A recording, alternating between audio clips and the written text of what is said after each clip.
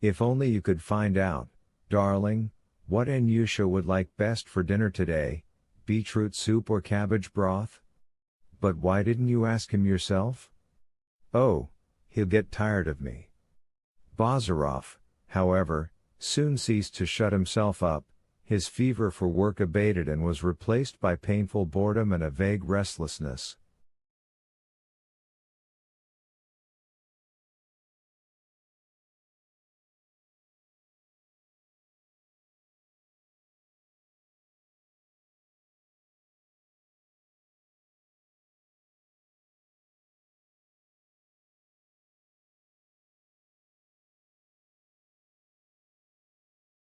A strange weariness began to show itself in all his movements, even his walk, once so firm, bold and impetuous, was changed.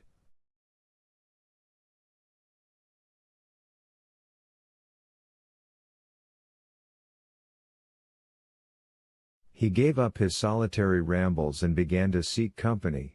He drank tea in the drawing room, strolled about the kitchen garden with Vasily Ivanovich, smoked a pipe with him in silence and once even inquired after Father Alexei.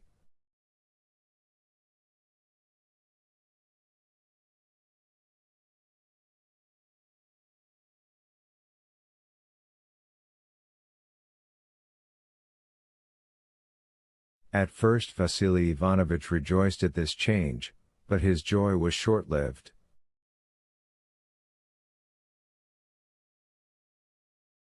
"Anyusha is breaking my heart," he plaintively confided to his wife. "It's not that he's dissatisfied or angry, that would be almost nothing, but he's distressed, he's downcast, and that is terrible."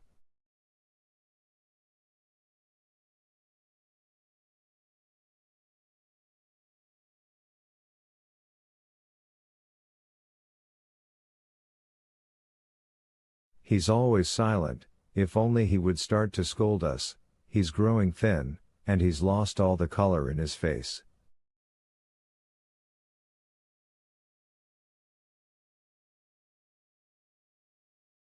"Lord have mercy on us," whispered the old woman. "I would hang a charm round his neck, but of course he won't allow it."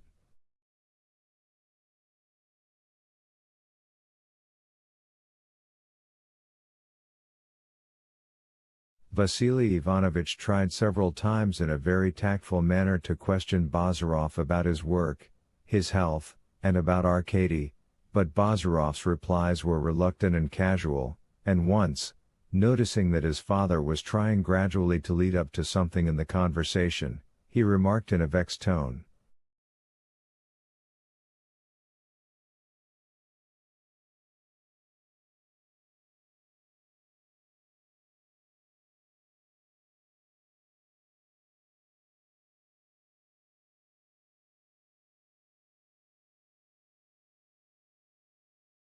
"Why do you always seem to be following me about on tiptoe? That way is even worse than the old one." Well, I didn't mean anything," hurriedly answered poor Vasily Ivanovich.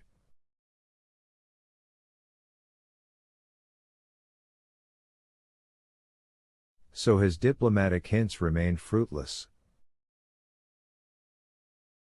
One day, talking about the approaching liberation of the serfs, he hoped to arouse his son's sympathy by making some remarks about progress, but Bazarov only answered indifferently,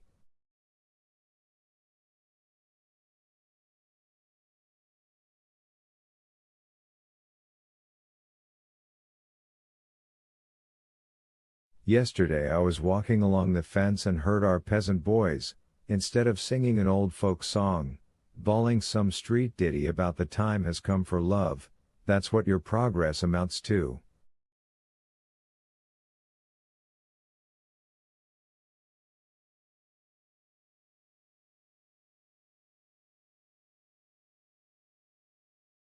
Sometimes Bazarov went into the village and in his usual bantering tone got into conversation with some peasant.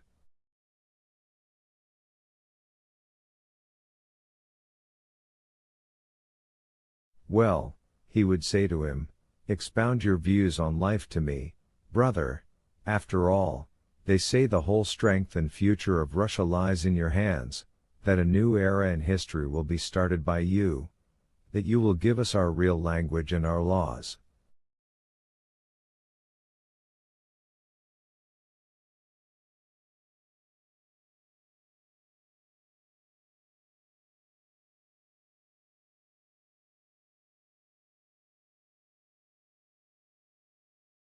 The peasant either answered nothing, or pronounced a few words like these. "Oh, we'll try, also, because, you see, in our position."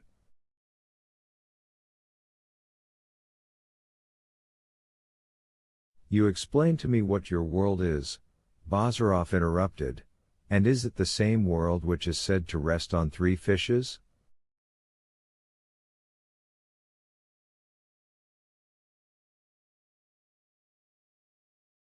"No, Batyushka, it's the land that rests on three fishes," the peasant explained soothingly in a good-natured patriarchal sing-song voice, "and over against our world we know there's the master's will, because you are our fathers."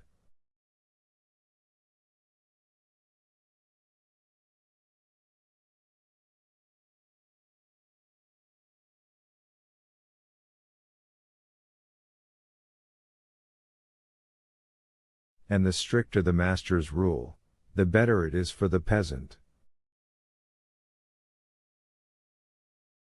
After hearing such a reply one day, Bazarov shrugged his shoulders contemptuously and turned away, while the peasant walked homewards.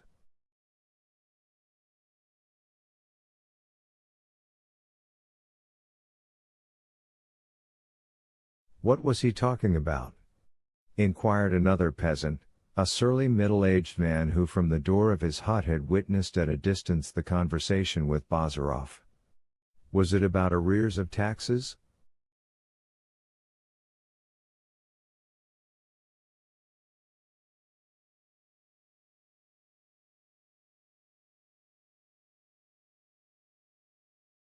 "Arrears?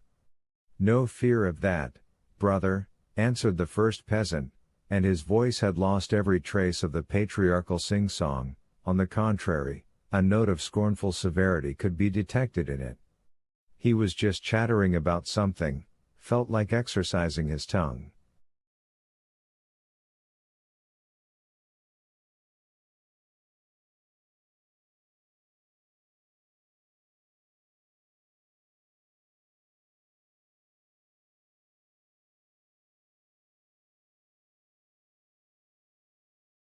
"Of course, he's a gentleman. What can he understand?" "How could he understand?" answered the other peasant, and pushing back their caps and loosening their belts they both started discussing their affairs and their needs.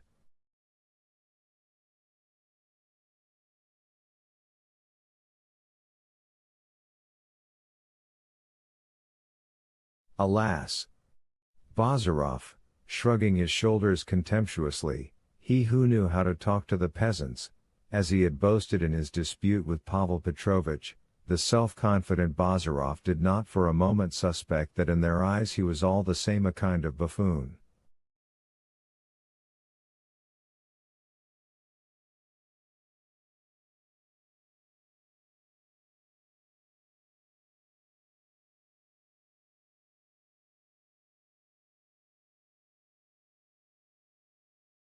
However, he found an occupation for himself at last.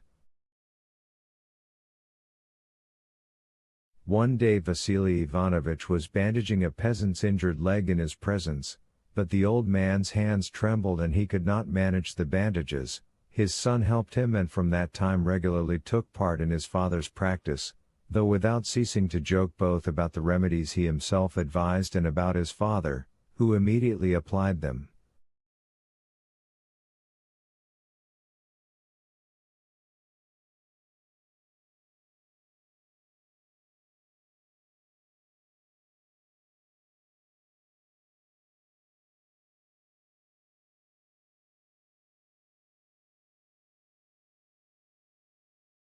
But Bazarov's jibes did not upset Vasily Ivanovich in the least, they even comforted him.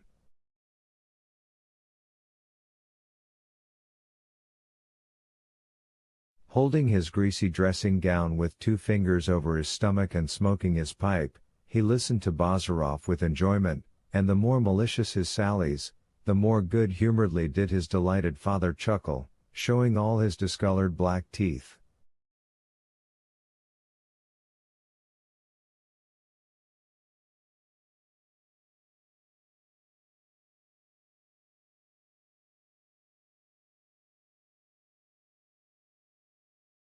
He even used to repeat these often blunt or pointless witticisms, and for instance, with no reason at all, went on saying for several days,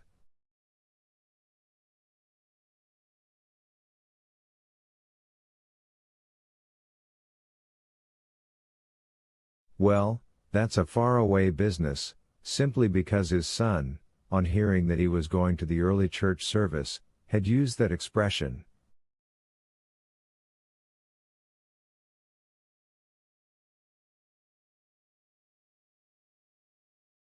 "Thank God, he has got over his melancholy," he whispered to his wife. "How he went for me today, it was marvelous."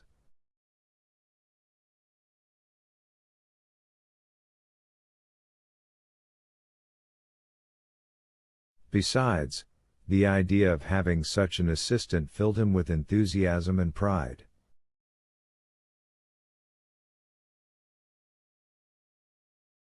"Yes, yes," he said to a peasant woman wearing a man's cloak and a horn-shaped hood, as he handed her a bottle of Goulard's extract or a pot of white ointment, "you, my dear, ought to be thanking God every minute that my son is staying with me. You will be treated now by the most up-to-date scientific methods. Do you know what that means?"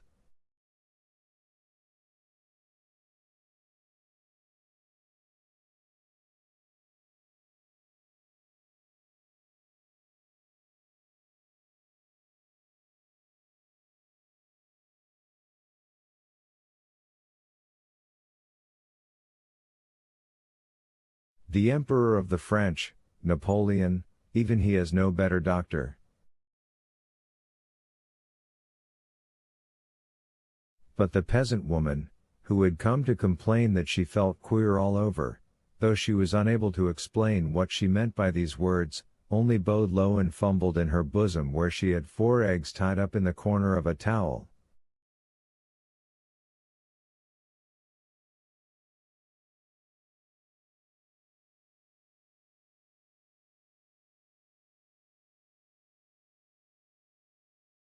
Once Bazarov pulled out a tooth for a traveling peddler of cloth, and although this tooth was quite an ordinary specimen, Vasily Ivanovich preserved it like some rare object and incessantly repeated, as he showed it to Father Alexei,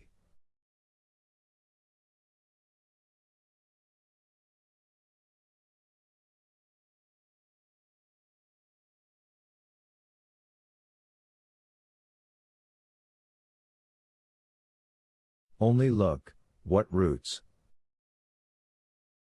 The strength Yevgeny has." That peddler was just lifted up in the air. Even if it had been an oak, he would have rooted it up.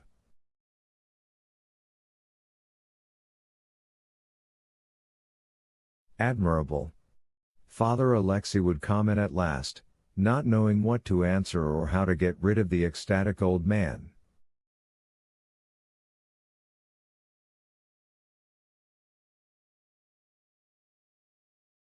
One day a peasant from a neighboring village brought over to Vasily Ivanovich his brother, who was stricken with typhus.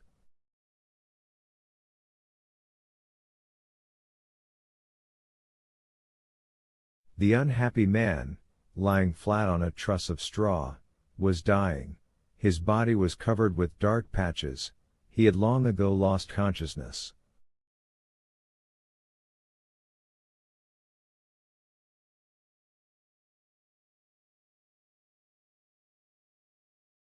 Vasily Ivanovich expressed his regret that no one had taken any steps to secure medical aid earlier and said it was impossible to save the man.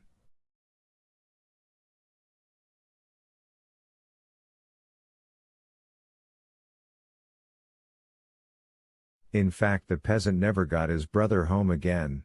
He died as he was, lying in the cart.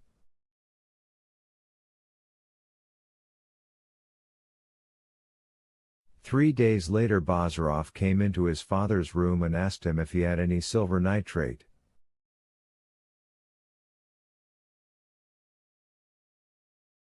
Yes, what do you want it for? I want it, to burn out a cut. For whom? For myself. How for yourself? What is that? What sort of a cut? Where is it? Here, on my finger. I went today to the village where they brought that peasant with typhus, you know. They wanted to open the body for some reason, and I've had no practice at that sort of thing for a long time.